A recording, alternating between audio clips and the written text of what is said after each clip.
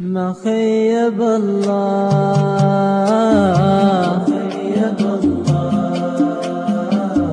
ما خيب الله.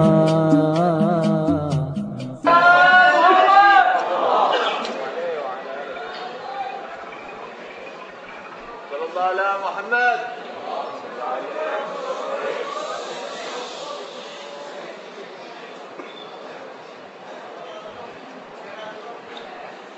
الحمد لله يتجلى في المجمع أثر دعوة سيدنا رسول الله سيدنا محمد بن عبد الله. Segala puji bagi Allah Subhanahu wa taala yang terbuka dan terbuka kemegahannya dan semakin terlihat keagungan dan kewibawaannya dengan dakwah Sayyidina Rasulullah Muhammad bin Abdullah sallallahu alaihi wasallam. فهل وصل إلى أي قلب من هذه القلوب نور التوحيد إلا من دعوة هذا النبي؟ Bukankah tidak sampai satu pun kepada sanubari yang ada di sini cahaya iman terkecuali dari perjuangan Nabi Muhammad sallallahu alaihi wasallam. فبه شهدنا شهادة الحق شهادة أن لا إله إلا الله وأن سيدنا محمد عبده ورسوله. Yang dengan tuntunan beliaulah kita semua bersaksi bahwa tiada Tuhan selain Allah dan Nabi Muhammad sallallahu alaihi wasallam adalah utusannya. In kunna nan'am bimithli hadha al-majlis wa ma fihi min rahamatin kabirah fa innahu ma wasala ilayna illa ba'da jihadin 'azimin min sayyidina Muhammad. Dengan kenikmatan yang telah sampai kepada kita dan pada seluruh umat ini dari awal hingga akhirnya, sungguh ini semua kita nikmati dengan berkat lelah dan lelahnya perjuangan Nabi kita Muhammad sallallahu alaihi wasallam. Nahnu الآن ulama wa hukam wa a'yan wa shighar wa kibar wa 'amma min wadha'if mukhtalifah من أعمال مختلفة ومن بلاد شتى اجتمعنا كلنا في هذا الجمع تحت ظل رحمة الرحمن جل جلاله نتبين واجباتنا ما وصل إلينا كل ذلكم إلا بعد أن هاجر نبينا. Kita semua yang berkumpul di sini dari para ulama, para tokoh masyarakat, para pejabat, para masyarakat besar kecil yang dari asal wilayah sini dan wilayah-wilayah lainnya berkumpul di tempat ini untuk juga kita mengingat apa-apa yang wajib daripada yang mesti kita lakukan daripada keberkahan hijrah Nabi kita Muhammad sallallahu alaihi wasallam. Wa antum fi 'amin hijriyin jadidin tatadhakkaruna fihi al-hijrah. Dan kalian semua di tahun baru ini ingatlah akan peristiwa hijrah. Kaifa kanat al-hijrah? Bagaimana kejadian hijrah itu? Taqaddamat laha asbab katsira. Telah mendahului banyak kejadian-kejadian yang sebelumnya. Hamala al-amanata 'an rabbil ardi was sama' sayyiduna Muhammadun sayyidu ahli al-ardi was sama'. Dan beliau memangku daripada beban yang demikian berat dari para beban risalah Nabi kita Muhammad sallallahu alaihi wasallam dari Allah Subhanahu wa taala. فمكث 3 سنوات يدعو سرا خشية بطش القوم الذين يستنكرون دعوته. Dan beliau berdakwah selama 3 tahun dalam keadaan risau untuk selalu dikejar-kejar dan disiksa beliau dan pengikutnya demi menegakkan risalah ini. Rahmatan minhu bil ummah wa amalan bil hikmah. Rahmatan dan kasih sayang dari beliau dan juga hikmah bagi umat ini untuk banyak bersabar. Wa yaqulu ma 'aradtu ad-da'wata 'ala ahadin illa kana lahu fiha taraddud illa Abu Bakar. Dan di saat itu beliau berkata, tidaklah kuajukan suatu dakwah dan seruan kalimat tauhid ini terkecuali berhadapan padanya orang-orang yang ragu, terkecuali Abu Bakar Siddiq radhiyallahu anhu. Hina haddathtuhu lam yataraddad bal madda yadahu syahidan syahadat al-haq. Ketika kuajukan kepadanya seruan mulia ini, beliau tidak ragu-ragu langsung mengajukan tangannya untuk membayar beliau di dalam kalimat tauhid. ومن السر في ذلك أنه كان صديقا لنبينا قبل نزول الوحي. Dan dari rahasia kemuliaannya adalah karena beliau itu Abu Bakar Siddiq radhiyallahu anhu adalah sahabat beliau sallallahu alaihi wasallam sebelum kenabian. وإن كانت الصداقة تؤثر في عالم الناس على المستويات المختلفة إلى يومنا هذا فما تظن بصداقة سيد أهل الأرض والسماء.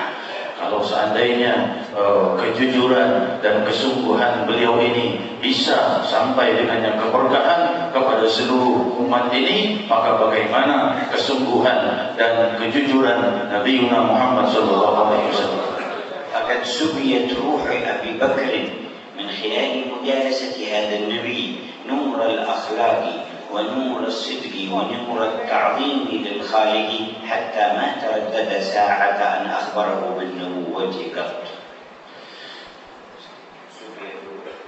Ketika Allah Subhanahu wa taala menerangi jiwanya dan menuangi jiwanya dengan cahaya kemuliaan iman dan cahaya akhlak sehingga ia tidak ragu-ragu menerima risalah ini.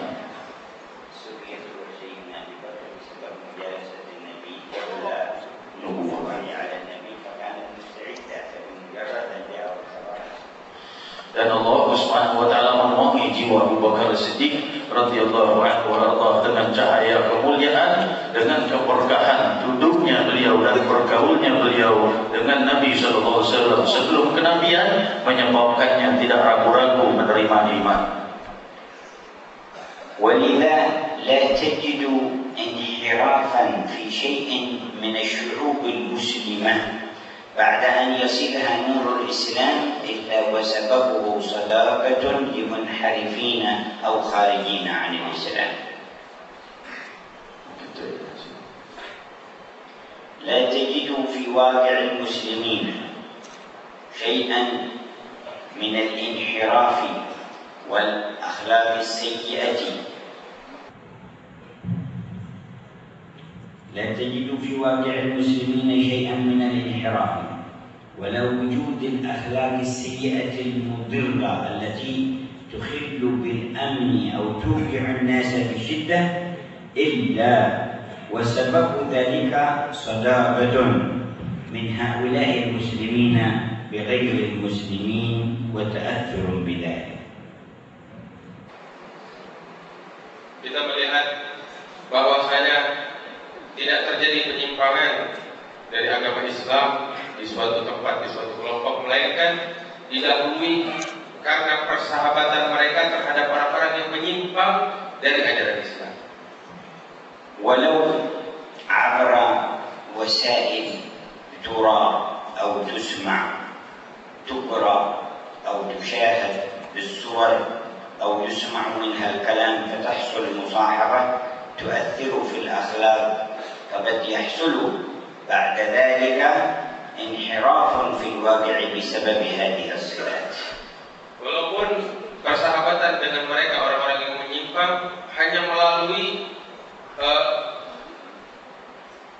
media televisi atau media radio atau lain sebagainya, persahabatan walaupun dengan cara semacam ini pasti akan berpengaruh di dalam penyimpangan dari ajaran agama Islam. إما في التصرفات بما يخل بالأمن ويوقع الضرر. Penyimpangan baik dari keamanan sehingga menjadi penyebab bagi kehancuran.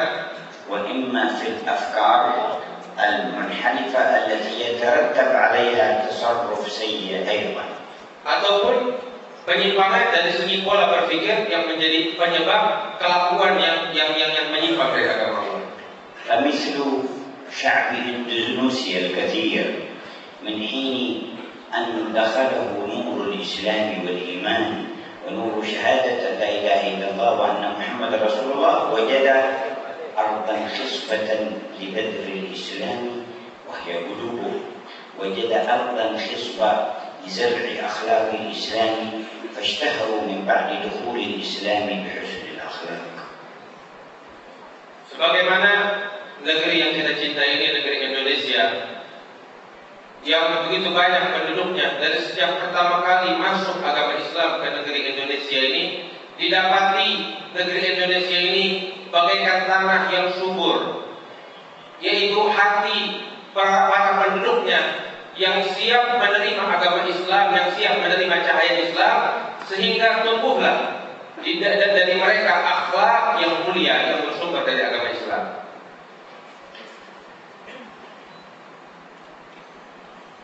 فإذا استعرضنا تاريخها لا نجد بعد ذلك شيئا يخالف هذه الأخلاق من الحركات التي حصلت إلا إذا فتشنا وجدنا السبب ضعف في صحبة ميراث النبوة واتصال بصحبة مخالف للنبي صلى الله عليه وسلم. Kalau kita mempelajari sejarah, kita akan dapati tidak terjadi penyimpangan, melainkan akan kita dapati penyimpangan tersebut disebabkan karena hubungan yang putus terhadap warisan Nabi besar Muhammad Shallallahu Alaihi Wasallam ataupun hubungan dengan orang-orang yang menyimpang dari ajaran Nabi besar Muhammad Shallallahu Alaihi Wasallam. فمن أمثال الأفكار التي تنتشر ما سمعنا الحديث عنه من الأخ الوكيل بري ينيابو عن الحرية مثلا، ومفهوم الحرية بمعناها الشريف تربت عليه أجيال الإسلام تعرف حدوده وضوابطه. Di antara pemikiran yang menyimpang adalah sebagaimana tadi disampaikan juga oleh Bapak Wakil Gubernur Bapak Priyanto tentang arti kata daripada hak asasi manusia atau kebebasan. ولا يمكن لعاقل في الأرض أن يفسر الحرية بأن يتصرف كل إنسان بما شاء. Tidak mungkin dan tidak pantas karena berapa banyak negara-negara yang dilarang untuk menciptakan senjata-senjata tertentu kecuali ada 1, 2, 3 senjata tertentu. Maka apa artinya daripada kebebasan? أيكون معنى الحرية بعد ذلك أن ينفذ ثلة من الناس آراءهم ومراداتهم على الآخرين ولا يسمع لبقية العالم؟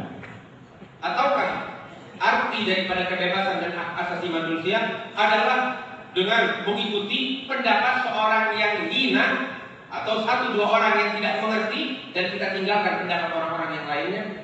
أم يكون معنى الحرية أن تفسد الأخلاق ويذهب الشرف والشمائل الصالحة وينتشر الفساد بيننا ثم نحكم القوانين في ضبط حركة الإنسان في الشؤون الأخرى إلا الفساد والمعاصي نفتح لها الباب ونسمي ذلك حرية.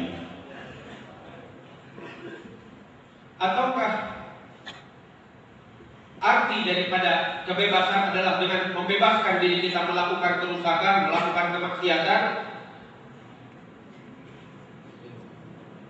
أو تفسر معنى الحرية بفتح أبواب قتل الأخلاق الفاضلة ونشر الرذائل والأسوأ في المعاملات والقيم والمثل. Ataukah arti daripada kebebasan dengan menghentikan akhlak-akhlak yang mulia, ajaran-ajaran yang suci, ajaran-ajaran yang indah? ثم نملأ واقعنا بقوانين تشد وتقيد حرية الناس إلا المعاصي الخبيثة وحدها فيفسر معنى الحرية بفتح بابها. Ataukah kita mengartikan arti kata kebebasan atau hak asasi manusia yaitu dengan membebaskan seseorang untuk bermaksiat dan melarang mereka untuk berakhlak mulia, akhlak yang suci?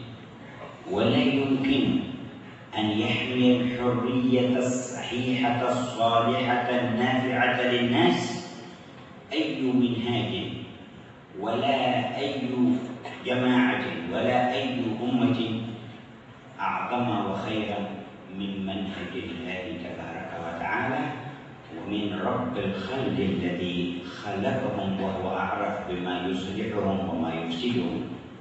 Tidak ada yang bisa dan tidak ada yang mengerti dan tidak bisa mengartikan arti kata kebebasan dan hak asasi manusia melainkan ajaran yang bersumber daripada pencipta manusia, yaitu Allah Jalla Jalaluhu wa Ta'ala. قل أأنتم أعلم أم الله. Katakan, apakah kalian lebih mengerti daripada Allah Subhanahu wa Ta'ala? وجدنا هذه الحرية أن دين الحق الذي لا حق غيره لا يكره أحدا على الدخول فيه ويقول لا إكراه في الدين. Kita dapati kebebasan dan hak asasi yang manusia yang sebenarnya di dalam agama yang benar ini, agama Islam, menyatakan bahwasanya tidak ada paksaan untuk masuk ke dalam agama Islam. Allah berfirman, la ikraha fid din, tidak ada paksaan di dalam menganut agama Allah. لكنه شرع الدعوة بالبيان والحجة والخلق الكريم. Akan tetapi Allah Subhanahu wa Ta'ala mengajarkan agama ini dengan syariat yang benar, dengan pemikiran yang benar, dengan akhlak yang mulia. فهل أحسن من هذا في أي فكر يحصل أو في أي ديانة تحصل في العالم؟ Apakah ada yang lebih baik dari ini di dalam suatu pemikiran ataupun di dalam agama-agama yang lain? جاءنا شرع الله الكامل بتحديد الكلمات المحرمة والنظرات المحرمة ثم أباح لنا ما سوى ذلك، فهل أعجب من شرع يحرم ما يضر وما كان خبيثا ويحل ما كان نافعا وما كان غير ضار؟ Agama kita melarang beberapa pandangan yang haram dan beberapa ucapan yang diharamkan dan menghalalkan yang lebih, menghalalkan apa-apa yang dihalalkan yang banyak dihalalkan oleh Allah Subhanahu wa Ta'ala. Yang diharamkan hanya sedikit dari pandangan yang haram atau ucapan yang haram. Apakah ada syariat yang lebih mulia daripada syariat ini, yang mengajak kepada kebaikan dan melarang daripada kemungkaran dan kehancuran?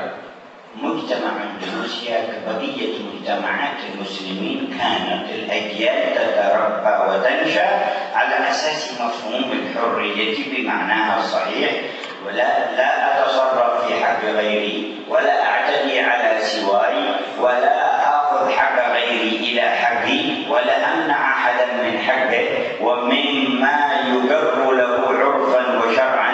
هذا المفهوم هو المتبادل المتناول على مدى العصور. فمن أين جاءت اليوم مشكلة مفهوم الحرية؟ إنها من الصداقة. Kita dapati negeri tercinta kita Indonesia ini dan negeri-negeri yang lainnya yang tumbuh di dalamnya berbagai macam agama. Dari sejak dahulu kala mereka hidup bersamaan dengan arti kata kebebasan dan hak asasi manusia yang sebenarnya. Dengan arti kata mereka tidak mengganggu yang lainnya, mereka menghormati yang lainnya, mereka menghargai yang lainnya, dan beginilah keadaan dari sejak dahulu kala sampai saat ini hingga datang pemikiran yang baru yang menjadi penyebab kehancuran saat ini. لما ضعف الاستماع إلى كلام الله وكلام رسوله والتربية على ذلك وانفتحت الآذان إلى كلام أعداء الله وأعداء رسوله جاءت المشكلة في مفهوم الحرية. Ketika kita mendengarkan pemikiran apa yang disampaikan oleh musuh-musuh Allah Subhanahu wa Ta'ala tentang pemahaman sesat dari arti kata kebebasan dan hak asasi manusia, datanglah kehancuran yang saat ini kita dapatkan.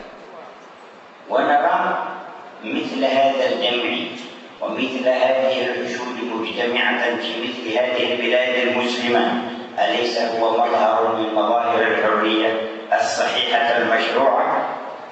Perkumpulan yang semacam ini, yang begitu besar, yang begitu mulia dan begitu agung ini, bukankah ini adalah salah satu lambang dan bukti daripada kebebasan dan hak asasi manusia yang kita dapati saat ini? لكن هناك عقليات تقول ليست الحرية فتح المجال للمصلحين والمربين للأخلاق، لكن فتح المجال للمحرمات والفساد للأخلاق هو الحرية. Tapi datang orang zaman sekarang, orang-orang yang sesat zaman sekarang mengatakan bahwasanya kebebasan dan hak asasi manusia adalah dengan melarang orang-orang yang ingin mendidik manusia dengan didikan yang terbaik dan membuka peluang bagi mereka yang ingin menghancurkan budi pekerti dan moral bangsa. ولقد حمدنا الله تعالى إذ سمعنا كلام المندوب من الحكومة عن فرحهم بإقامة هذه المجتمعات التي تربي الأخلاق وتأييدهم لذلك. Kami bergembira, kata Habib Umar, dengan apa yang disampaikan oleh Bapak Wakil Gubernur tentang kegembiraan Bapak Wakil Gubernur dan pemerintah tentang perkumpulan yang semacam ini, perkumpulan yang mendidik moral dan akhlak kaum muslimin sekalian. وسنة الله في الحياة أن أي دولة وأي ولاة أمور ينصرون ويؤيدون أهل الدين الذين لا غرض لهم في الأمور الدنيوية ولا في المقاصد السياسية أنهم إذا ناصروهم من أجل الله تعالى يحفظون ويحرسون ويحصل لهم معونة في شؤونهم وأمورهم. Dan telah menjadi sunnatullah bahwasanya mereka pemerintah yang memiliki perhatian yang besar, mendukung dan membantu para ahli agama yang ingin menegakkan agama Allah Subhanahu wa taala dengan kesungguhan hati, dengan keikhlasan tanpa ada tujuan tertentu. Sunnatullah Subhanahu wa taala telah menyatakan bahwa mereka akan dijaga pemerintah tersebut dan akan selalu dibimbing oleh Allah Subhanahu wa taala. كل من عاد أهل الدين المخلصين الذين لا غرض لهم سياسي ولا مادي ولا ثاني ولا دنيوي أنه لا تطول به الأيام حتى يكون عبرة، وهذه العبرة تكررت لا بالعشرات ولا بالمئات ولا بالآلاف بل من عهد آدم إلى اليوم بل صارت أعدادا من الآلاف إلا أنها تتكرر والإنسان لا يعتبر. Dan telah menjadi sunnatullah bahwasanya pemerintah atau pemimpin atau pemerintah yang tidak mendukung bahkan membenci dan memerangi ahli agama yang berusaha untuk menegakkan agama Allah tanpa ada tujuan tertentu sudah menjadi sunnatullah, mereka akan dihancurkan oleh Allah Subhanahu wa taala. Dan pelajaran bukan 10, bukan 20, bukan 100, bukan 1000, dari sejak Nabi Adam sampai saat ini kehancuran mereka telah menjadi pelajaran, akan tetapi sebagian besar manusia tidak memahami pelajaran tersebut dari Allah. يقول الله تبارك وتعالى لن يضروكم إلا أذى وإن يقاتلوكم يولوكم الأدبار ثم لا ينصرون. ويقول في الآية الأخرى ولو قاتلكم الذين كفروا لولوا الأدبار ثم لا يجدون وليا ولا نصيرا سنة الله التي قد خلت من قبل ولن تجد لسنة الله تبديلا. Allah Jalla Jalaluhu wa Ta'ala azamatu telah menyatakan di dalam Al-Quran bahwa mereka musuh-musuh Allah Subhanahu wa Ta'ala tidak akan membahayakan kalian melainkan hanya alam sedikit.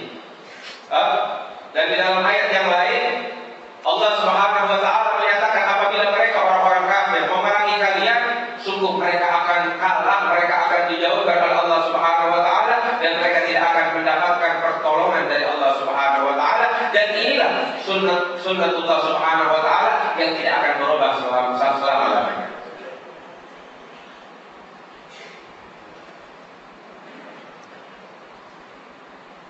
ثم إن ما يحدث بين المسلمين من مصائب ظاهرية تتعلق بمثل الكوارث الفيضانات والزلازل وغيرها داخلة في دائرة سنة لله أيضا في الوجود، ولنذيقنهم من العذاب الأدنى دون العذاب الأكبر لعلهم يرجعون. Dan kita pun melihat di antara sunnatullah adalah musibah yang menimpa kita, seperti musibah banjir, bencana atau lain sebagainya. Ini adalah sunnatullah Subhanahu wa Ta'ala, sebagaimana disebutkan oleh Allah Subhanahu wa Ta'ala, "Walanudhiqannahum minal 'adzabil adna dunal 'adzabil akbar la'allahum yarji'un." Kami akan mencicipkan kepada mereka ada musibah yang sedikit, bukan azab yang besar, agar mereka kembali kepada Allah Subhanahu wa Ta'ala. وتعرف أنه عذاب أدنى أن كل مصاب في هذه المصيبة ولو مات أو ذهب ماله وهو على الإيمان فله بالموت شهادة وله بذهاب ماله أجر ومثوبة، لكن العذاب الأكبر غير هذا. Kita akan mengetahui bahwasanya musibah yang selama ini menimpa kita adalah musibah yang kecil sebagaimana dinyatakan oleh Allah Subhanahu wa Ta'ala. Ketahuilah bahwa sebagaimanapun besarnya musibah yang menimpa kita, bahkan sampai kita mati ataupun harta kita habis dan ludes, Akan tetapi selama kita beriman kepada Allah Subhanahu wa taala, itu semua kecil, bahkan harta yang hilang akan menjadi pahala untuk kita di sisi Allah Subhanahu wa taala. Adapun azab yang besar dari Allah Subhanahu wa taala bukanlah musibah yang semacam ini. لكن العذاب الأكبر أن ينقطع الأمل في نعيم بعد ذاك العذاب، أن يلقى الله إنسان والله غاضب عليه فيخلده في أنواع من الآلام لا غاية لها ولا منتهى. Ketahuilah bahwasanya siksa yang betul-betul besar, yang betul-betul pedih adalah musibah atau siksa yang tidak ada harapan lagi setelah itu. Musibah yaitu musibah yang menjadi penyebab kemurkaan Allah Subhanahu wa taala, menjadi penyebab seseorang diharamkan kenikmatan dari Allah Subhanahu wa taala, kenikmatan abadi, dan musibah yang menyebabkan seseorang terjerumus di dalam api neraka selama-lamanya. Nauzubillah.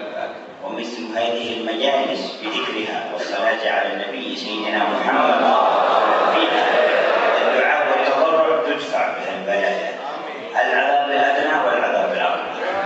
Majalis yang semacam ini, majalis yang disebutkan nama Nabi Muhammad SAW, yang dimana diucapkan salawat serta salam kepada Nabi besar Muhammad, diingat Allah Subhanahu wa taala. Majalis yang semacam ini adalah majalis perkumpulan yang akan menolak, menjaga kita dari segala musibah yang kecil maupun yang besar di dunia maupun di akhirat.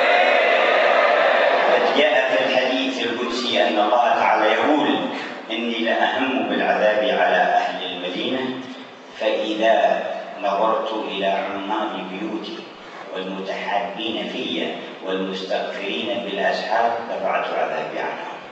Di dalam hadithul qudsi Allah Jalla Jalaluhu wa ta'ala azamatu berfirman di dalam hadithul qudsi bahwasanya aku telah ingin menurunkan azab dan siksa kepada suatu kampung, akan tetapi saat itu ketika aku akan menurunkan siksa tersebut, aku melihat kelompok manusia yang memakmurkan rumahku, memakmurkan masjid, dan aku melihat kelompok manusia yang saling mencintai karena aku, dan aku melihat kelompok manusia yang beristighfar di tengah malam, maka saat itu aku angkat azab yang akan aku turunkan kepada Allah Subhanahu wa taala.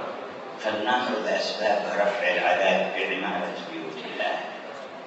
Maka hendaknya kita ikuti, kita pakai, kita ambil penyebab untuk mengangkat azab Allah Subhanahu wa taala dan musibah ini dengan memakmurkan masjid dan rumah-rumah Allah Subhanahu wa taala. ولا تعمر إلا بالقلوب الخاضعة. Dan masjid atau rumah-rumah Allah tidak akan bisa dimakmurkan melainkan dengan hati-hati yang suci. كل مشارك في هذا المجلس سواء كان داخل المسجد أو خارجه وفي قلبه خشوع فهو عامل للمسجد. Setiap orang yang hadir di dalam masjid ini, baik yang di dalam masjid ataupun di luar masjid, akan tetapi apabila di dalam hatinya terdapat kekhusyuan kepada Allah Subhanahu wa taala, maka baik yang di dalam ataupun yang di luar, mereka adalah termasuk orang-orang yang memakmurkan rumah Allah Subhanahu wa taala. فهو سبب من أسباب دفع البلاء. Dan itu adalah merupakan penyebab diangkatnya musibah oleh Allah Subhanahu wa taala. وإذا عمرت المساجد في الصلوات الخمس ثم في الاعتكاف في غيرها من الأوقات خصوصا مثل ما بين المغرب والعشاء وما بعد صلاة الصبح تطلع الشمس بذكر الله فقد قامت العمارة لبيوت الله إن كانت معمورة بقلوب خاشعة خاضعة متواضعة. Dan memakmurkan masjid dengan sholat 5 waktu yang dihidupkan di dalam masjid, di dalam rumah-rumah Allah, dengan i'tikaf di waktu-waktu tertentu, khususnya di waktu-waktu antara baina maghrib wal isya, dengan kekhusyuan hati kepada Allah Subhanahu wa taala.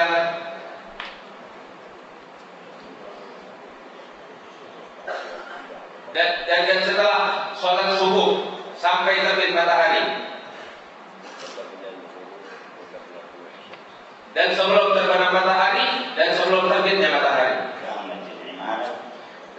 Dan itulah merupakan cara untuk memakmurkan rumah-rumah Allah Subhanahu wa taala. والمتحابون في الله هم الذين يحبون الاجتماع على ذكر الله ويتعاونون على طاعته.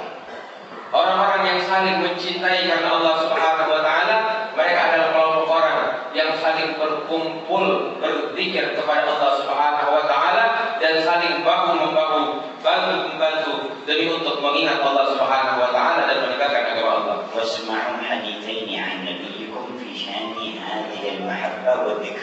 Dengarkanlah dua hadis dari Nabi besar Muhammad sallallahu alaihi wasallam tentang saling mencintai karena Allah Subhanahu wa taala dan berkumpulan berzikir kepada Allah. الأول قوله لا يبعثن الله أقواما على منابر اللؤلؤ على وجوههم النور يغفرهم الأنبياء والشهداء ليسوا بأنبياء ولا شهداء. قالوا من هم يا رسول الله؟ قال المتحابون في الله من بلاد شتى وقبائل شتى يجتمعون على ذكر الله فيذكرونه. Hadis yang pertama, di dalam hadis Nabi besar Muhammad sallallahu alaihi wasallam beliau bersabda bahwasanya kelak di hari kiamat akan dibangkitkan sekelompok manusia oleh Allah Subhanahu wa taala. Mereka berdiri di atas mimbar-mimbar dari cahaya, yang mana para nabi dan para mursalin di hari kiamat mereka berharap kepada Allah untuk berdiri di atas mimbar-mimbar suci tersebut. Dan siapa gerangan orang-orang yang mulia yang berdiri di atas mimbar-mimbar cahaya tersebut, mimbar-mimbar yang mulia di sisi Allah Subhanahu wa taala? Mereka adalah kelompok orang yang datang dari berbagai macam negeri, berkumpul saling mencintai karena Allah Subhanahu wa taala, dan mereka berkumpul berzikir kepada Allah Subhanahu wa taala. ونحن نسأل الله أن يجعلنا منهم. Dan kita memohon kepada Allah agar Allah menjadikan kita sekalian menjadi kelompok orang-orang mulia tersebut. فالحديث الثاني ما جاء بالسند الصحيح أنه قال صلى الله عليه وسلم ما اجتمع قوم على ذكر الله. Hadis yang kedua adalah hadis yang diriwayatkan dengan sanad yang sahih bahwasanya Nabi besar Muhammad sallallahu alaihi wasallam bersabda, tidak berkumpul sekelompok manusia berzikir kepada Allah Subhanahu wa taala, لا يريدون بذلك إلا وجهه. mereka tidak berharap apapun melainkan keridhaan Allah, إلا ناداهم مناد من السماء melainkan diserukan seruan dari langit yang berbunyi, أن قوموا مغفورا لكم أن قوموا مغفورا لكم. hendaklah kalian bangun dari tempat kalian dalam keadaan dosa-dosa telah diampuni oleh Allah Subhanahu wa taala. وبدلت سيئاتكم حسنات. Dan bahkan dosa-dosa kalian telah dirubah oleh Allah menjadi pahala dari Allah Subhanahu wa taala. وجاء في دعاء سيدنا داود قال يا ربي إذا وجدتني أتجاوز مجالس الذاكرين إلى غيرهم فاكسر لي دونهم حتى لا أتجاوزهم. Di dalam doa yang dipanjatkan oleh Nabi Daud kepada Allah Subhanahu wa taala, Nabi Daud berdoa kepada Allah seraya mengatakan, ya Allah, apabila engkau dapati kakiku melangkah kepada selain perkumpulan zikir kepadamu, maka patahkanlah kakiku. ولقد اجتمعنا تحت ظل هذه الرحمة بتوفيق الله. Sungguh kita berkumpul saat ini di bawah naungan rahmat Allah Subhanahu wa taala, tiada lain karena taufik dan anugerah dari Allah Subhanahu wa taala. فكيف تعاملون من يسر لكم هذا كله؟ Dan bagaimana keadaan kita ayuhal ikhwan terhadap Allah Subhanahu wa taala yang telah memberikan kemudahan kepada kita saat ini.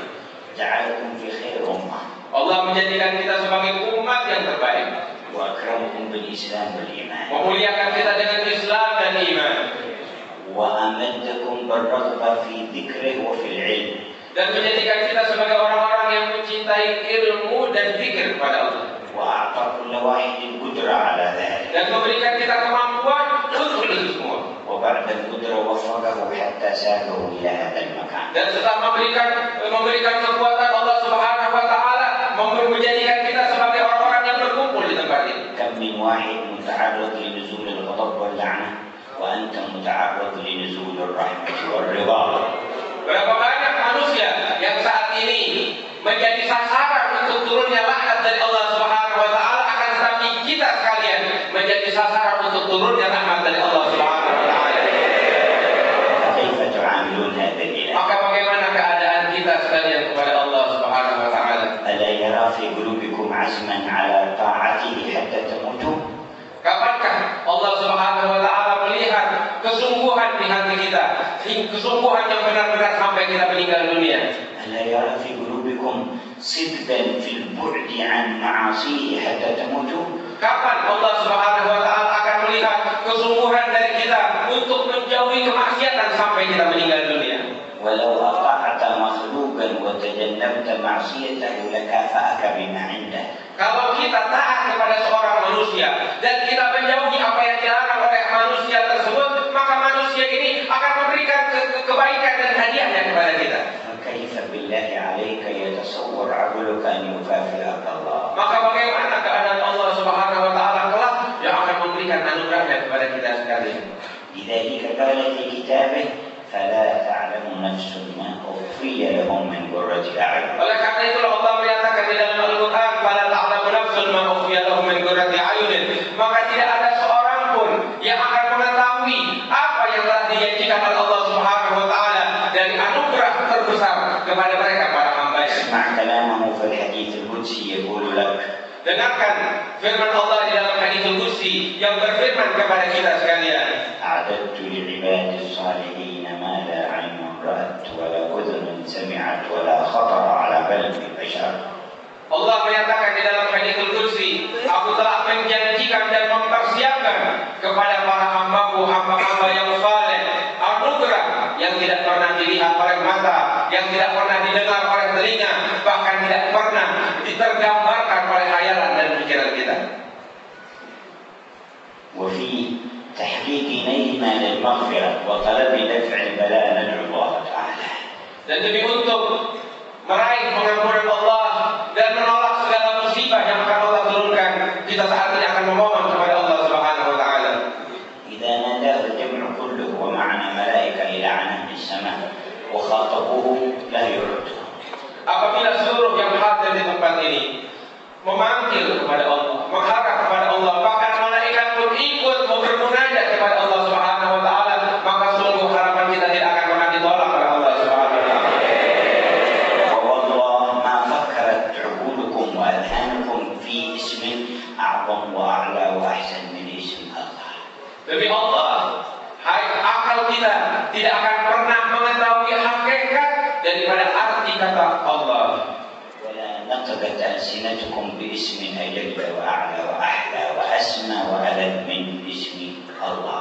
Dan tidak pernah lisan mengucapkan kalimat yang lebih indah, yang lebih manis, yang lebih agung, yang lebih mulia daripada kalimat Allah.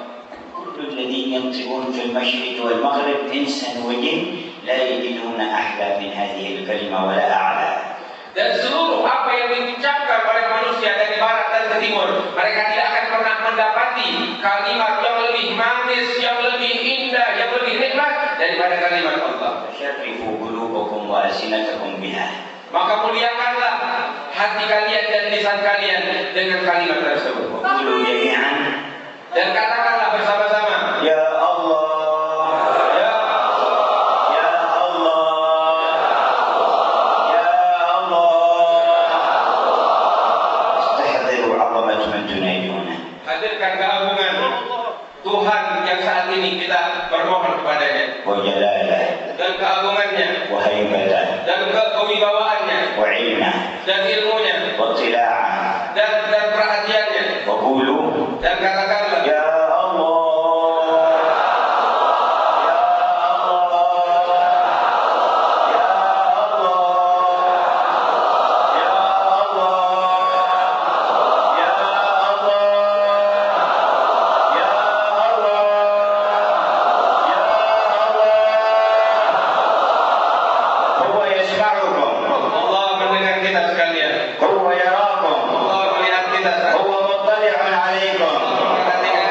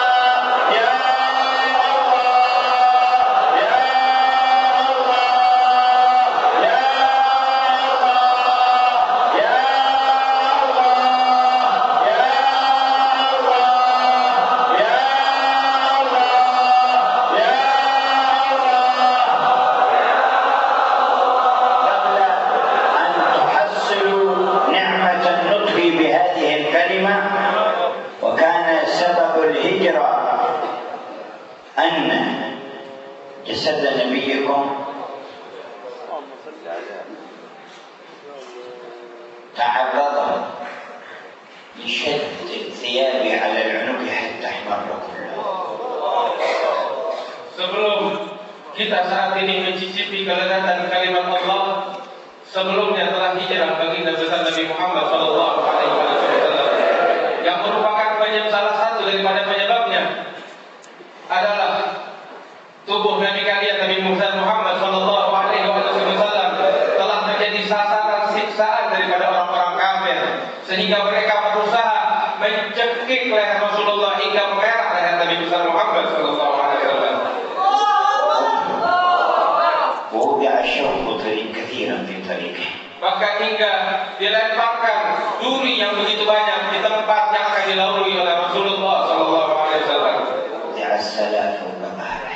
Bahkan diletakkan oleh mereka, oleh orang-orang kafir, kotoran di atas punggung Nabi besar Muhammad sallallahu alaihi wasallam.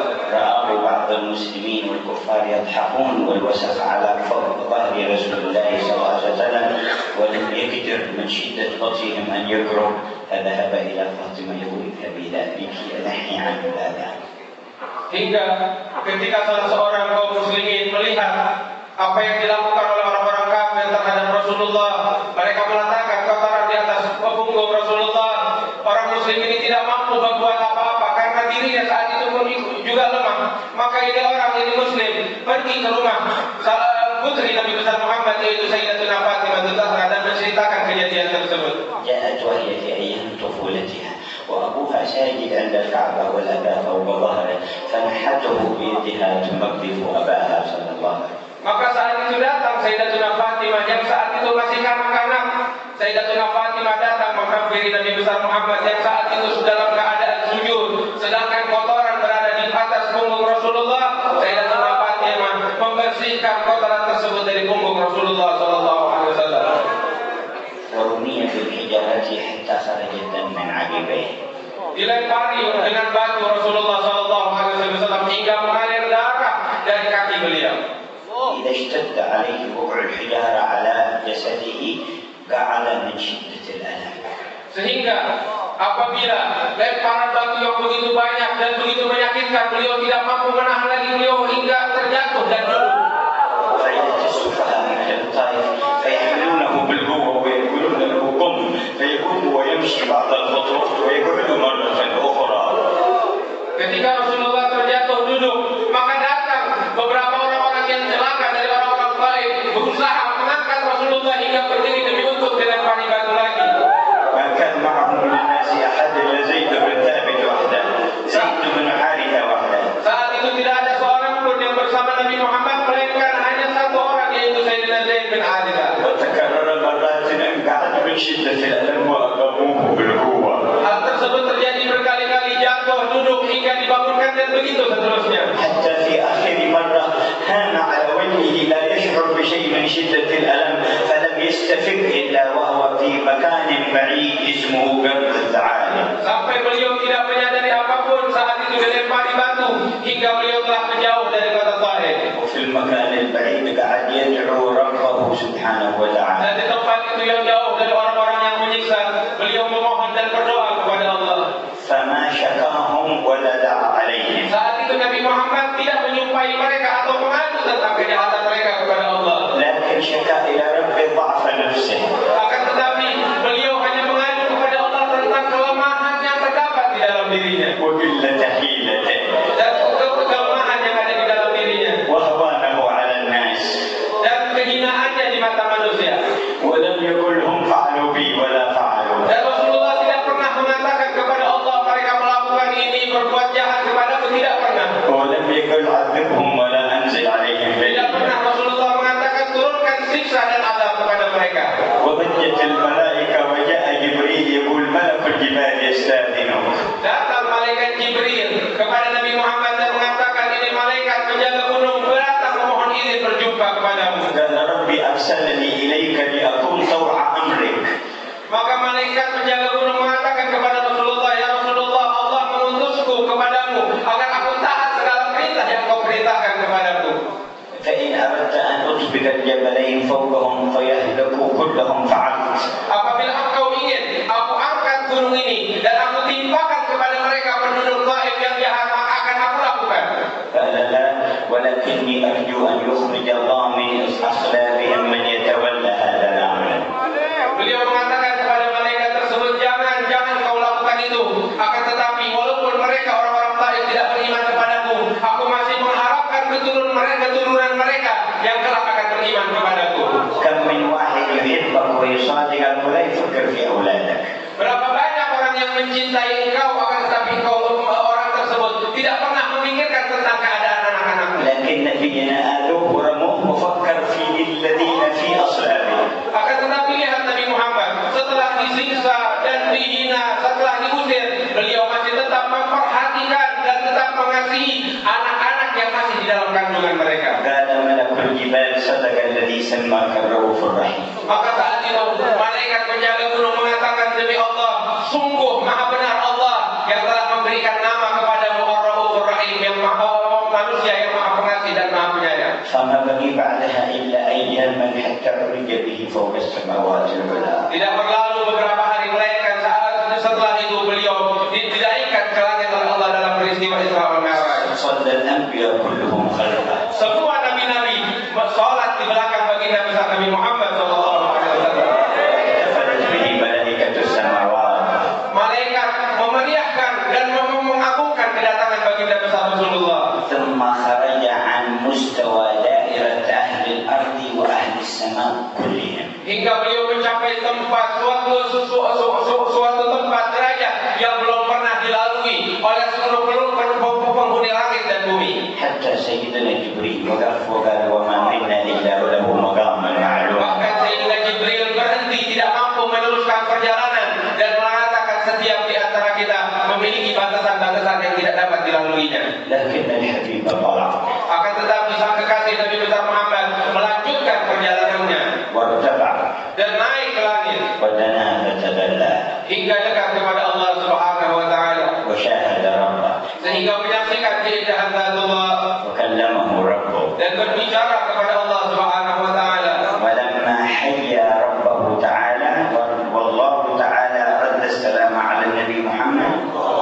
Ketika Nabi Muhammad sallallahu alaihi wasallam memuji Allah, dan saat itu Allah Subhanahu wa taala membalas dengan salam kepada Rasulullah, لم ينسى كل صالح وصادق من أمته إلى أيامنا هذه إلى يوم القيامة. saat itu Nabi Muhammad tidak melupakan setiap orang yang bersungguh-sungguh, setiap orang yang saleh dari umatnya sampai saat ini, sampai hari kiamat.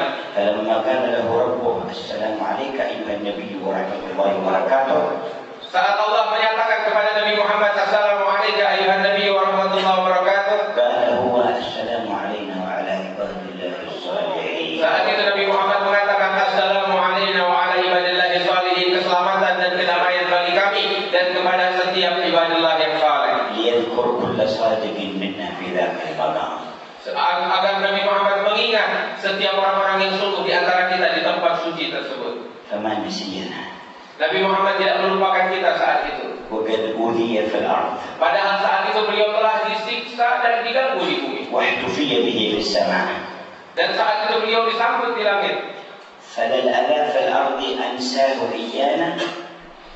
Cobaan dan gangguan tidak membuat Nabi Muhammad lupa kepada kita, ولا الاحتفال والتكريم في السماء أنساه إيانا. dan tidak membuat dan sambutan yang begitu meriah di langit juga tidak membuat Nabi Muhammad lupa kepada kita. فمن أرحم به منا. Siapa yang lebih mencintai kita daripada Nabi Muhammad SAW? لا أحد إلا الله. Tidak ada yang lebih mencintai kepada kita selain Nabi Muhammad, melainkan Allah Jalla Jalaluhu wa Ta'ala. قال مرة يا ربي لو جعلت حساب أمتي في القيامة إليه. Satu kali Rasulullah mengatakan, ya Allah, jadikan hisab umatku biar di tanganku, biar aku yang atur. قال لماذا يا محمد؟ Maka Allah mengatakan kepada Nabi Muhammad, kenapa wahai Nabi Muhammad? قال حتى لا يفتضح بين الأمم. Agar mereka tidak dipermalukan, kata Nabi Muhammad, di hadapan umat-umat yang terdahulu. قال يا حبيبي بل لأجلك اجعل حسابهم إليه حتى لا يفتضح بين يديك. Maka saat itu Allah mengatakan kepada Nabi Muhammad, akan tetapi wahai kekasihku, aku jadikan hisab mereka di hari kiamat di tanganku, aku yang urus, agar mereka tidak dipermalukan di hadapanmu, wahai Nabi Muhammad.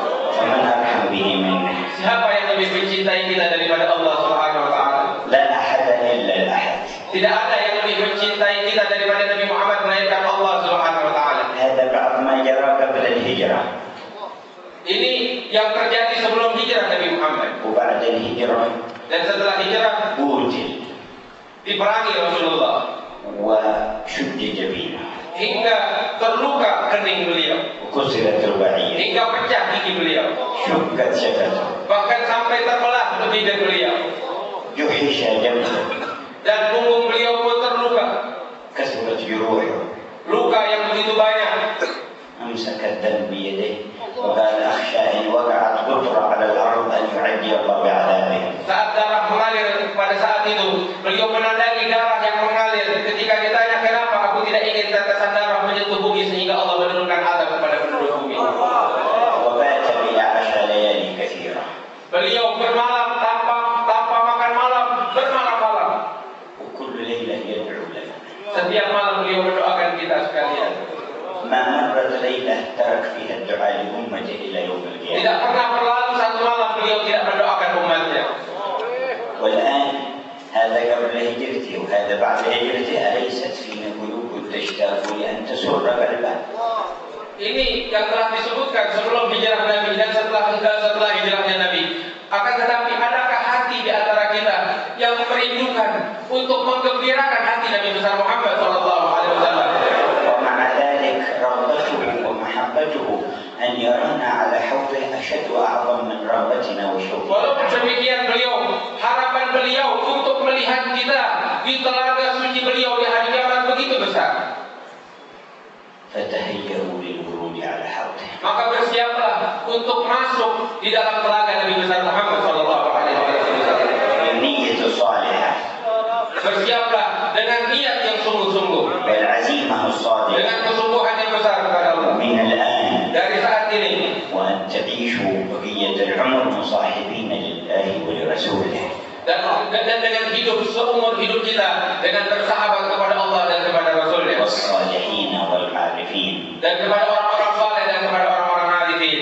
حتى تكتحل أعينكم برؤية وجهه في القيامة. Sehingga mata kita pantas untuk melihat wajah Nabi besar Muhammad SAW di hari kiamat. واطلبوا ذلك من الله. Maka mintalah itu semua kepada Allah Subhanahu wa taala. وقولوا له يا الله. Dan mohonlah kepada Allah dan katakan ya Allah. قولوا له يا الله.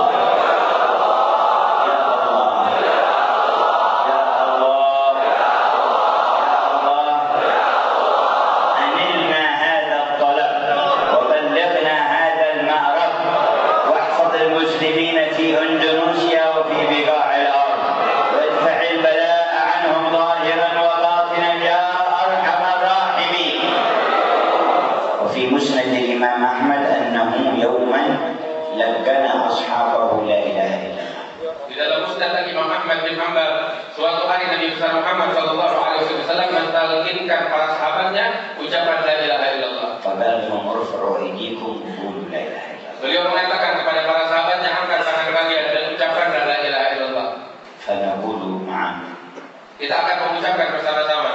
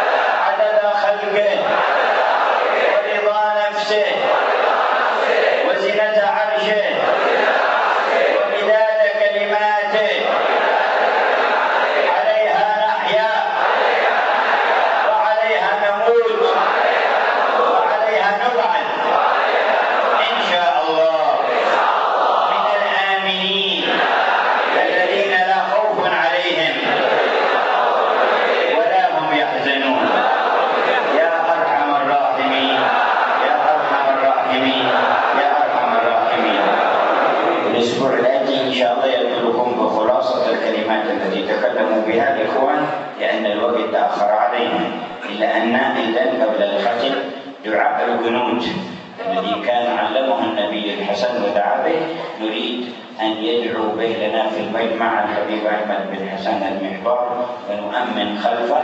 وفي الحديث ما اجتمعكم فدعا بعضهم وأمن الآخرون إلا استجاب الله لهم. هذا الدعاء يحوي على خيرات الدنيا والآخرة. InsyaAllah kata Nabi Umar, di dalam minggu yang akan datang apa yang telah disampaikan oleh para dai yang sebelum Nabi Umar InsyaAllah akan diterjemahkan di dalam minggu depan InsyaAllah, karena waktu yang sudah sempit saat ini. Dan kemudian kita akan mendengarkan doa kunut yang diajarkan oleh Nabi besar Muhammad SAW kepada cucunya, yaitu Sayyidina Hasan bin Ali bin Abi Thalib. Doa yang mencakup segalanya yang akan disampaikan oleh Al-Muslim Al-Arif Billah Al-Habib Ahmad bin Hasan Al-Mahbar, yang kita semua akan mengamininya. Di dalam hadis Rasulullah mengatakan tidak berkumpul sekelompok manusia kemudian salah seorang dari mereka berdoa dan yang lainnya mengaminkan, insyaallah seluruh doanya dikabulkan oleh Allah. Allahumma hadina fiman hadayt wa afina fiman afayt wa tawallana fiman tawallayt